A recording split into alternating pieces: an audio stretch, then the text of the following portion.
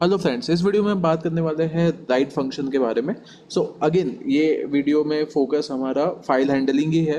File handling में अब हम समझेंगे कि कैसे फाइल्स को हम राइट मोड में ओपन कर सकते हैं, उसमें क्या क्या चीज़ें हमें ध्यान रखनी है, और सिंटेक्स क्या है, राइट लाइन फंक्शन क्या है, सीक क्या होता है, टेल क्या होता है, इन सब का यूज़ हम समझेंगे इस वीडियो में। तो चलिए शुरू करते हैं। सबसे पहले हमें ये ध्यान रखना है कि जब भी हम राइट मोड का यूज़ करना चाहें तो हमें रीड की जगह पे राइट का डब्ल्यू लिखना है, राइट। बाकी सिंटेक्स एज इट इज़ है, जैसे कि यहाँ पे मैंने example one dot T X T लिखी हुई है स्ट्रिंग वन में, which is nothing but my file one, और उसको मैं ओपन कर रहा हूँ राइट मोड में। अब ज़रूरी नहीं ये फाइल एग्जिस्ट करती हो, जैसे कि यहाँ पे आप देख पा रहे हो example one dot T X T है ही नहीं।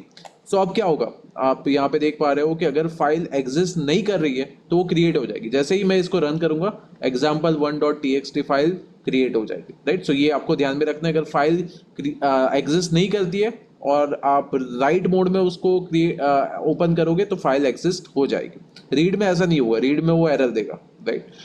ये आपको एक डिफरेंस है राइट और रीड मोड में।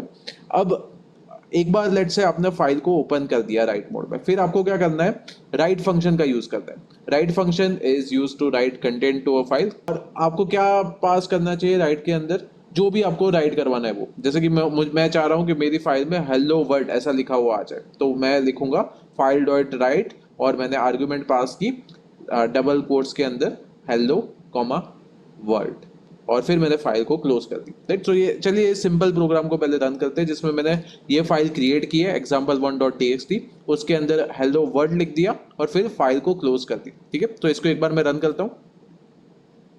जैसे ये रन हो गया, अब यहाँ पे चेक करते हैं example one dot T X T generate हो गई है, और उसके अंदर का कंटेंट भी एक बार ओपन करके चेक करता हूँ कि हेलो वर्ड आया कि नहीं। तो आप देख पा रहे हो हेलो वर्ड यहाँ पे आ गया है, right. This is the power of right function. अब हम रीड फंक्शन का वापस से यूज करके सेम कंटेंट को रीड करेंगे। इसके लिए क्या करना पड़ेगा, हमें यही फाइल को हम ओपन करेंगे रीड मोड में, और हमें पता है कि जस्ट रीड फंक्शन को कॉल करना है, तो एफ डॉट रीड को कॉल कर दिया, और जो भी आंसर आया उसको मैं डायरेक्टली प्रिंट करवा रहा हूँ।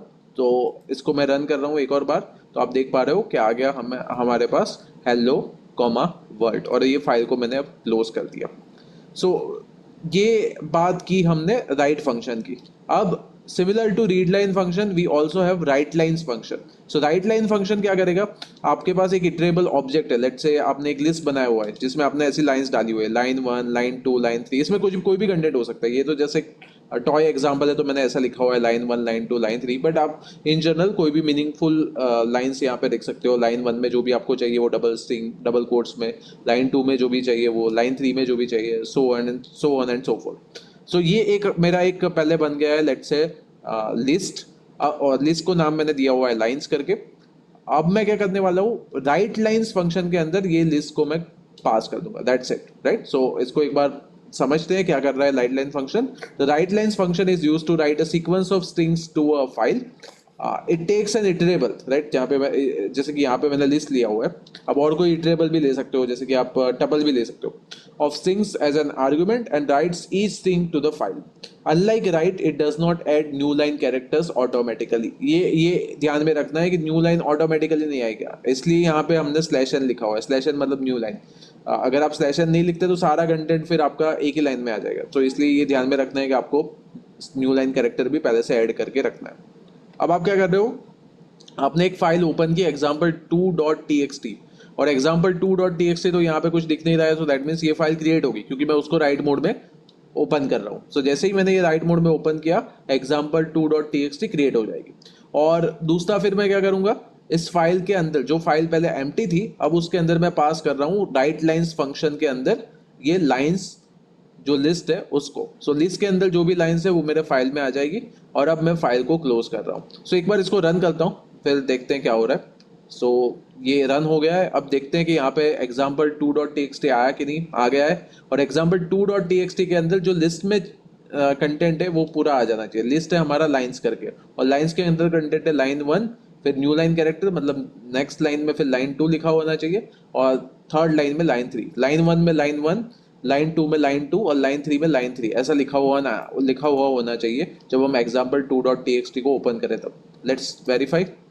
कि ऐसा लिखा हुआ मिल रहा है कि नहीं। तो आप देख पा रहे हो मिल रहा है हमें। और क्यों हमारा जो पॉइंटर है वो लाइन नंबर 4 पे जा रहा है, क्यों अभी हम लाइन 4 पे रुके हुए हैं, क्योंकि यहाँ पे अगर आप ध्यान से देखो तो लाइन 3 के बाद भी स्लैश एन दिया हुआ है, इसलिए आप रुके हो लाइन 4 पे। तो अभी आगे कुछ अगर कोई कंटेंट मिलेगा तो वो जाएगा सीधा लाइन नंबर 4 पे। ये मतलब है उस इस चीज का। अब आगे देखते हैं। आगे मैं सेम चीज कर सकता हूँ, जो भी कंटेंट मेरे फाइल में है अब बिना फाइल को ओपन किए भी मैं रीड करवा सकता हूँ with the help of this particular read function. File को पहले ओपन, मतलब ओपन मैं यहाँ से कर रहा हूँ, ऐसे मैन्युअली मैं ओपन नहीं कर रहा हूँ, मैं ये कमांड का यूज करके फाइल को ओपन कर रहा हूँ रीड मोड में। Example two dot T X T को मैंने रीड मोड में ओपन किया, और अब जो भी उसके अंदर का कंटेंट है राइट उसको मैं रीड करवा रहा हूँ और प्रिंट करवा रहा हूँ, और फाइनली फाइल को क्लोज कर रहा हूँ। सो एक बार देखते क्या आ रहा है। सो आप देख पा रहे हो लाइन 1, लाइन 2, लाइन 3 ये हमें आउटपुट में मिल रहा है, मतलब जो भी फाइल का कंटेंट है वो सक्सेसफुली हम रीड कर पा रहे हैं। अब एक और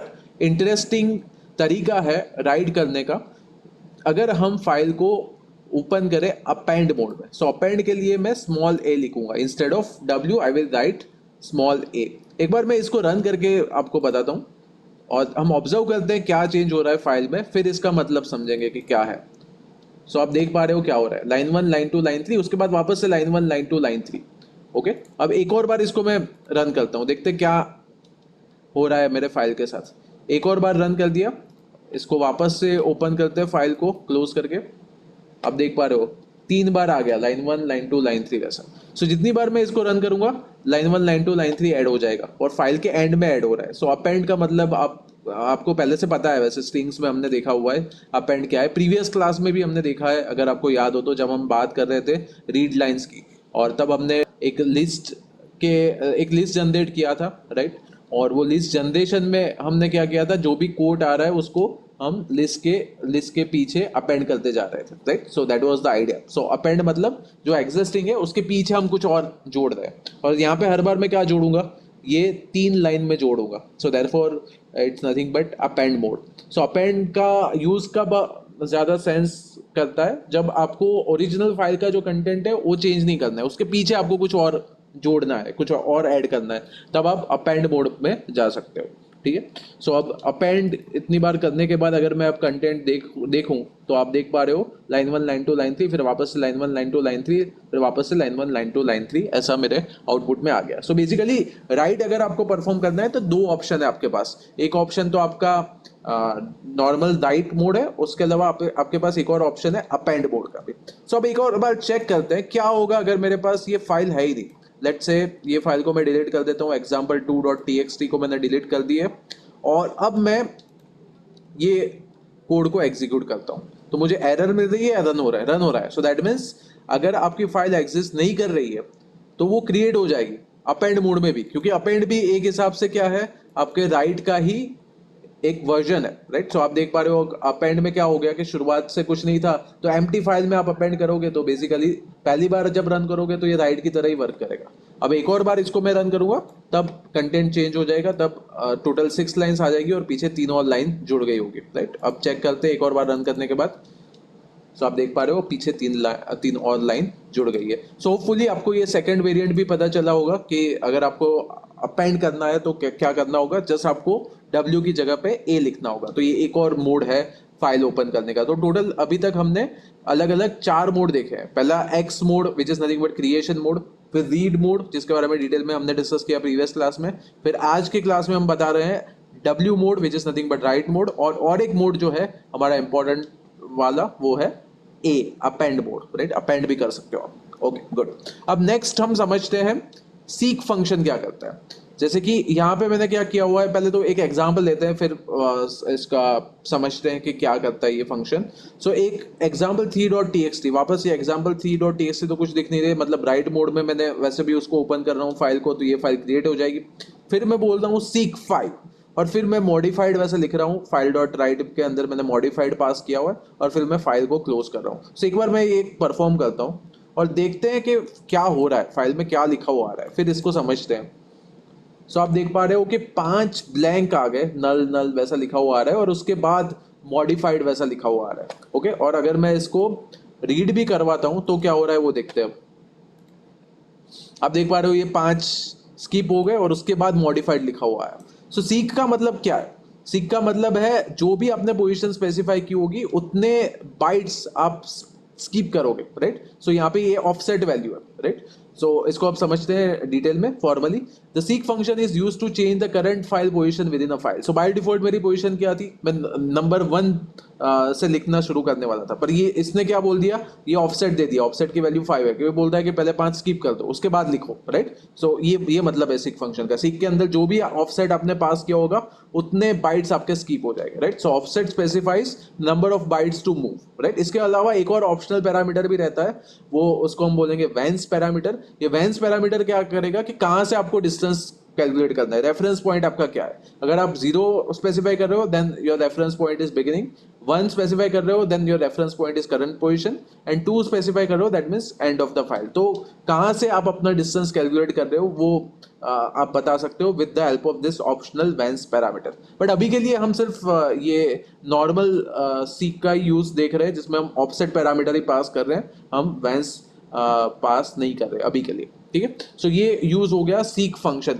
ओके, तो अब इसमें एक वेरिएंट ट्राई करते हैं। अब मैं क्या करता हूँ, देखो पहले तो हमारे पास एग्जाम्पल 3 है ही नहीं, ऐसा मानते हैं, मैं इसको डिलीट कर देता हूँ, फ्रेश स्टार्ट करते हैं अब।